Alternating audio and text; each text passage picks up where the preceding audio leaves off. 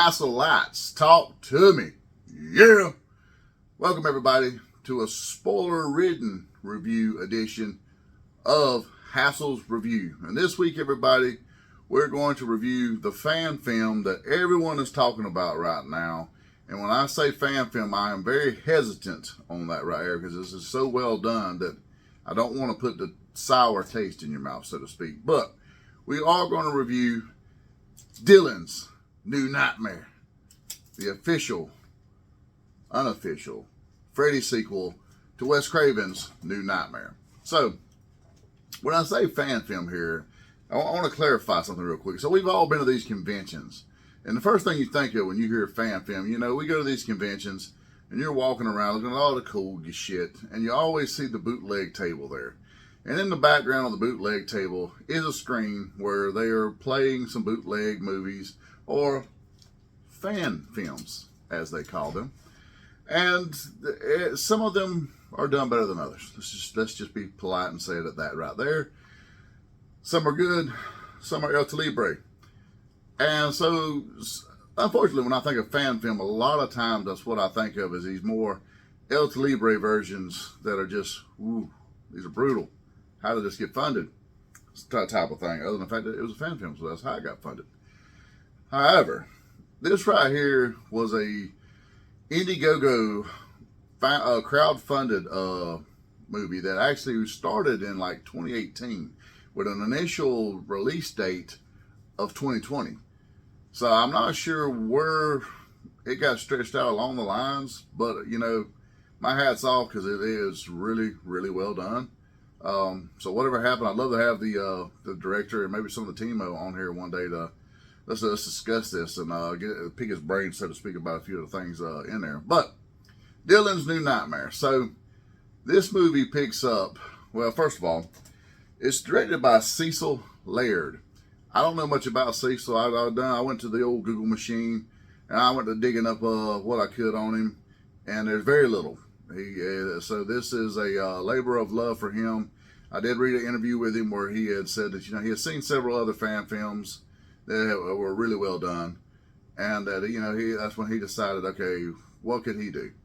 And, you know, Nightmare was a favorite of his. Nightmare 3, so to speak, which is why I have my Dream Warrior glove on. Hats off to Anders Erickson. No, this isn't one of his. It is a NECA though. So, or Trick or Treat Studios, I apologize. I'm fucking up my own review. I'm one cup of coffee in this morning, people. Give me some slack.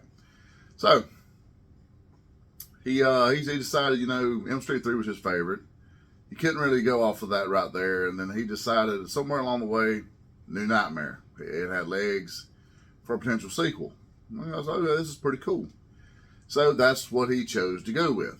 And it right out of the gate, you know, you start off, you were at a casting for a movie, and I will say I give them cool points right here because the movie that the guy is casting for is actually Hatchet 5, you know, a nod to the Hatchet series and good old independent horror.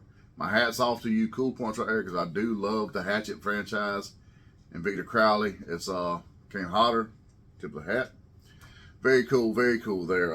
So it picks up with young Dylan, who is no longer young Dylan, but he is now, you know, 30-something-year-old Dylan. And he is still played once again by Miko Hughes, who was Dylan in Wes Craven's New Nightmare. And you may also recognize the young lad from Stephen King's Pet Sematary. He was Gage in the very first Pet Sematary. So, cool points again. You're getting it right here. So, he's sitting there ready for his turn to, you know, go up and audition for the hero, so to speak, one of the heroes of Hatchet 5. So he sits down before a board there, and in the middle is the director. And right off the rip, I'm like, shit, I know this guy. Where did I know this guy from? And initially, I picked him up from 13 Fanboy. And if you haven't seen 13 Fanboy, it's a Friday the 13th. I don't want to call it a fan film because it's actually an independent, but it does pick up with a lot of legacy characters off of Friday the 13th, and it's about one of the final girls, so to speak, being stalked by a Jason fanboy, the 13th fanboy. So it's very, very cool. But anyways, the guy is, he was in that movie there. And the whole time I watched that movie there, I was still like, where do I know this cat from? But he actually was on Friday the 13th, part 5. He was the guy that was going, Ma, Ma, the whole time. They had the dirty ass Ma, and he was talking about the people at the nut house, and he gets his old head whacked off by Roy. So I was like, oh shit, that's pretty cool. I didn't realize that that's who he was. But the guy's got, charisma in front of the camera. I'll give him that. And, it instantly, they start going back and forth, and he's like, I know you. Where do I know you from? And the guy's like, no. Dylan's like, no, you don't know me. He's like, yeah, I know you. And then he tells him who his dad. He's like, oh shit, your dad. And we touch on the fact that his dad was the effects guy from Wes Craven's New Nightmare that got killed creating the glove. So, and then he goes talking about Heather, and he's like, look, I'd rather not talk about that. He's like, oh yeah, sure. So he goes to interview, doing the, his audition. And he knocks it out of the park. Kid's got some chops, I will say. I don't see why this kid hasn't been in some other things recently as an adult actor. I know it's hard to break that stigma of child actor, but he done really well, even in his, movie audition for this. So he knocks it out of the park, and then next thing you know, he starts hearing Freddie laughing. And that's a pretty spot-on laugh. I'll give the guy credit. He's got a good Freddie laugh. So he's hearing Freddie laughing, and he's, like, oh, what the hell? And out of nowhere, the chick sitting next to the director slits her throat. The guy on the other side of the director blows his brains out. So there's blood all over the director. And then he starts talking in a Freddie voice. And his facial expressions, at first I was like, oh, is this Who's Under the Makeup? And it isn't Who's Under the Makeup. The very talented Dave McCrae is under the makeup. But this guy would have done pretty well, I think, as a fan casting, so to speak. He had the mannerisms very well down. He talks in a good Freddie voice. And Dylan's like, look, you can't be back. We beat you. We defeated you. This is over. And he's like, no, I just laid in wait. I've been laying dormant. And apparently he's been laying dormant in Dylan's mind, waiting for his chance to escape once again. So, they have a little back and forth or whatever, and the next thing Dylan wakes up. And it's like, it's just a dream. He starts to move on. Well, he goes to therapy. And when he's in therapy, and I will say some more cool points that they had while he's driving to therapy. The song Running from This Nightmare, which was the intro song for Nightmare on Elm Street 4 Dream Master. It's playing on the radio, but it's a more updated, harder version of it. I want to say Nancy and the Nightmares is credited as the band that sings the song. They do a really good job covering it. It sounded great. I liked it. But it was like, okay, more cool points. I give Mr. Laird, he done his due diligence, and he is tippity your hat to him. So he goes to therapy, and he's skating around, this dream to his therapist, without leaving out the Freddie part, so to speak. And she's clicking this fucking pen. She's annoying as shit. Like, I wasn't even in this therapy session, and I want to say, bitch, if you don't quit with this fucking pen, I'm gonna choke you. But she's clicking this pen the whole time, and she's going on. And he does tell her about the deaths. He leaves out the Freddie part, and then she's like, well, what about the director? So then he kind of gets a little cold after that, and then she says something about, hey, could it be, this is, where you discussed your parents? Could this be where you have some sort of survivor's guilt about how you left your mother?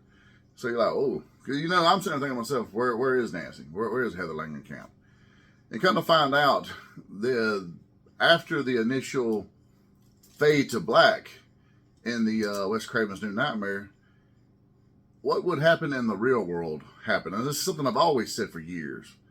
Like, how do you explain this to the fucking authorities? Because once you defeat the Booger Man, you got to face the authorities. Because there's a lot of fucking deaths. And they're not going to want to hear that Jason or Freddy done this. At least with Jason or Michael, you got some physical manifestation there. But with like Freddy or a demon, you're fucked. You're fucked. So, there's a lot of explaining to do, T-Rexy. And so when the cops arrive at young Dylan and Heather Langenkamp's house, she goes to proceed to tell them all about Freddy. So they do what they're going to do with anyone that does to proceed and talk about Freddy Krueger and a dream manifestation demon. They lock her ass away in a nut house. That's right, people. Fucking nut house. Done. That's where she's been since Wes Craven's New Nightmare ended. A fucking nut house. So he's like, oh, shit. Makes sense. I don't really delve too much of it in there. I actually had to read an interview with the director, and that's where I picked that up at, because he's, given the premise, and this was before the movie dropped. So, it's probably, okay, that's pretty good. That's pretty cool. That's probably one of the few flaws I have with the movie. They didn't really explain that. They just say she's been in a nut house. So you're kind of like left to wonder, did she have a mental break at some point, or no? She's just a victim of the truth. Sucks, right? So they skate around this and they talk about it. Well, he leaves therapy and he goes home. Well, he's, going to fold laundry. Well, he's like, you know what, I'll call mom. So he's trying to reach out and mend fences, so to speak. So he calls the nut house, and I apologize for anyone with mental issues if you take offense to that, but this is a Hassel review. We are not very, very super PC. So he calls the nut house, and he tries to talk to Heather, and she is not feeling well this day, and she has apparently had an episode. So they're like, look, can she call you back when she's more suited to talk? And he's like, yeah, sure. Well, while he's on hold waiting to get this information, Freddy starts cackling and reaching out and trying to talk to him, and Dylan's like, what the fuck? And, he's like thinking in his mind he's tripping. Well, he's not just tripping. This is very, very true. Freddy is reaching out. Well, then he reaches in his laundry basket, and there is a shirt with the old Freddy slashes down it. So I was like, oh, shit. How many more of these do you need before you can pick up on the fact that Freddy, but get your ass, boy? Well, travel on a little bit into the movie. And he goes to lay down to go to sleep. Well, when he does, Freddy becomes a physical manifestation and comes out of his dream and out from under the bed. And it's a pretty cool little scene there. He comes out from under the bed there, and he reaches in there and grabs the trench coat, the hat, the works, so to speak. And this was probably the only part of the movie where I noticed a little flaw in the makeup. And the makeup is done by a very talented Nora Hewlett. She was season 9 winner of Face Off of Sci-Fi. Yeah, I don't know how many of you are familiar with that, but if you're in the horror community, you've seen a few episodes of Face Off. A lot of talented artists are on there, so for her to win this right there, hey, kudos. You're pretty damn good. And she does really great Freddy makeup, I will say. But this one scene was the only time that I kind of had a little, and I don't know if it's just, it almost was like several times the makeup changes. Because it is Freddy / the Entity. So a few times he has the more demonic look, like if Freddy had in New Nightmare. Then at some points, he has the classic Freddy look. The classic Freddy look she nails. This right here was, I'm assuming they were going for more demonic. And around the lips and eyes, it almost come off looking like a mask because of how dark it was and thick. It kind of like a mask, so to speak. But, Fred, he shows up and you're like, oh shit, is he finna kill Dylan? No. He vanishes. He walks off. And then you go to the therapist's house. He's at the therapist's house, and she's going through, and she's clicking his fucking pen again. It's like, oh, bitch. And she's going on, and she's, putting 2 and 2 together, and she's talking about, how Dylan is regressing into his former state, and he's not making progress, and she wonders if he's the same age that Heather was when she had her mental break, as she puts it, because, everyone thinks she's fucking crazy because of, Freddy, the Entity. Why wouldn't you? That's not normal shit. It don't happen. So you would think this person is insane in the old membrane. So she's thinking, hey, he's the same age she was in this. So is it a cycle? And, she goes to cut a recorder off, and she goes talking about just all this triggered by a stupid horror movie. And by the time Freddie starts talking through the horror movie, through the recorder, and she's like, what? And she starts wigging out a little bit, and she's bugging, you know. So she's trying to cut the damn recorder off. She can't. She throws the recorder, and by the time Freddie pops up, and she tries to escape, and old Freddie slashes her arm, and he cuts that son of a bitch slap off. And one of the things that was really cool was, you know, there's gaps in here. Let's face it, there's gaps. There was pieces of the arm to account between here, and that's where the initial cut of the arm is.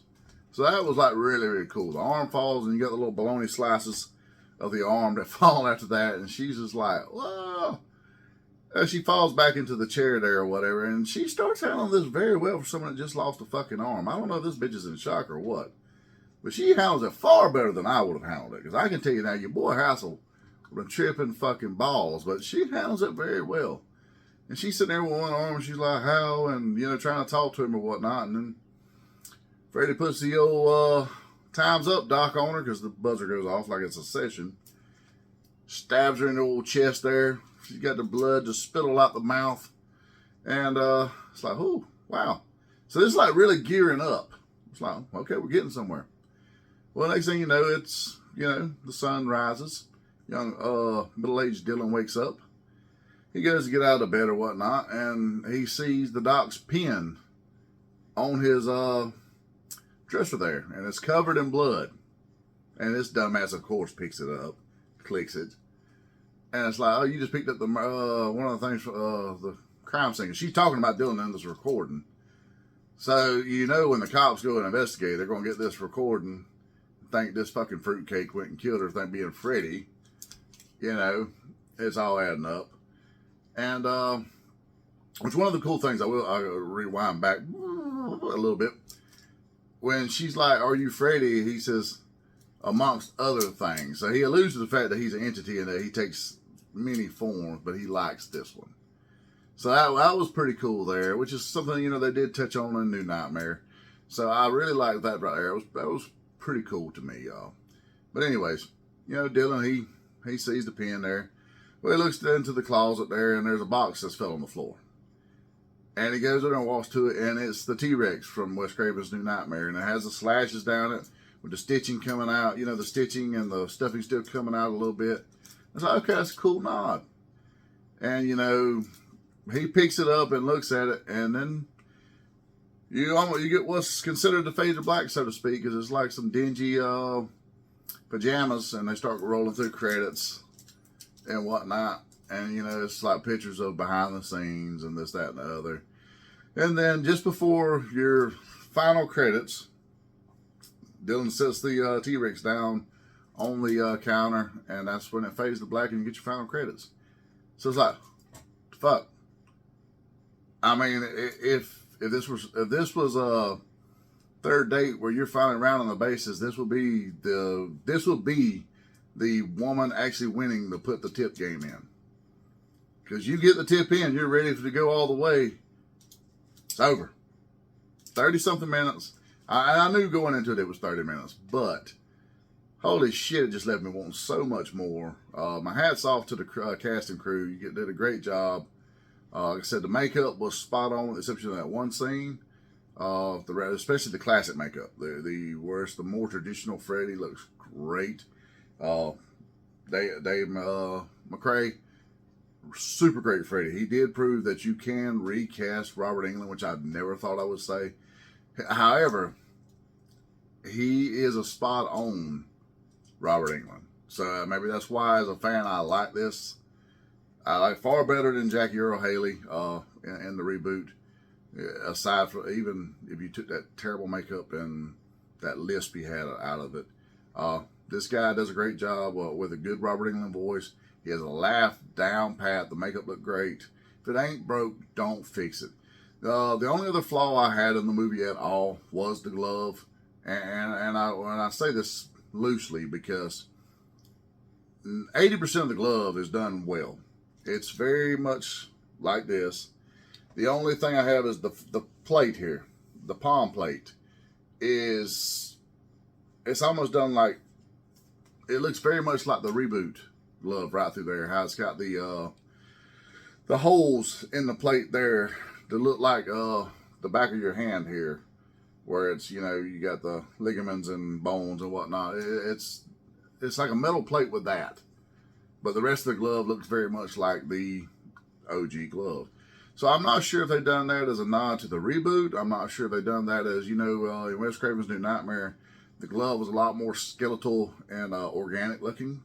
It had the skeleton, the bones and the flesh and all that right here with the knives protruding out. So I'm not sure if it was a nod to that or the other. I'd love to pick the brain of the director and kind of, maybe we can get him on Nerdy Man Room show one day and pick his brain a little bit, so to speak. But other than that, the glove was, I'll give the glove 3.5 out of 5 Hassels. I'll give this movie a solid 4.5 out of 5 Hassels. It was pretty damn good. Like I said, I say I was very loosely say fan film, and it's hitting the con scene right now. Matter of fact, Mr. McCrae, he was actually in full Freddy gear at one of the cons this past weekend. I'm not sure where the con was. I should have done a little better homework. I apologize. But I have seen clips of it, and he looked great there. He showed up. He tested well in front of the live audience, and they played the movie, and it done really well. It scored really well there as well. So maybe you know, the director, Mr. Cecil Laird, he'll get a real gig pretty soon, and maybe he can be in charge of rebooting Freddy the right way. I'd love to see that. Heather Langenkamp has actually been on record many times as saying she would love to come back as Nancy Thompson in the right role. Maybe as a direct sequel to Part 1, kind of the nod to Halloween 2018, you know, when they did it right all the way up to Ends. I will say that. Ends shit the bed, but 2018 and Kills was great. And they stuck to that formula there. You could really do something with Freddy here. And I could see having a new actor in the Fred role here, but I do want Robert in there as some sort of cameo. To not just shit on the actor and the legacy of the guy. Maybe he could be the new sheriff. I don't know. But that's it for this week's edition. Show a little love out to our sponsor, The Zone Collectibles, 305 Main Street, Tifton, Georgia, as well as their media company, Spotlight Media. You can catch us there on Roku and Fire TV via their app. Hats off to the Clady Clan. They're always willing to support unity through community. Phantoms Unite. And don't forget about our other sponsor, Geek Network. You can find us on there. A lot of love to the boys over there in the crew. They do a lot for us, and they're really good people. So, thank you. And check us out on YouTube. Like, subscribe, hit the share button, hit the bell to get all the updates when a Hassel's review drops or the Nerdy Man Room show drops. We just done a Nerdy Man Room show 2 days ago. Did you like and subscribe it? Did you watch it? You need to.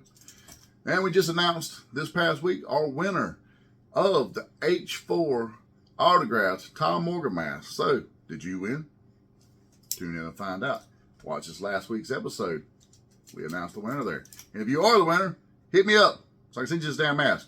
I'm tired of collecting dust at my house. No. Honestly, I just want to give it to our winner. Thank you very much, guys.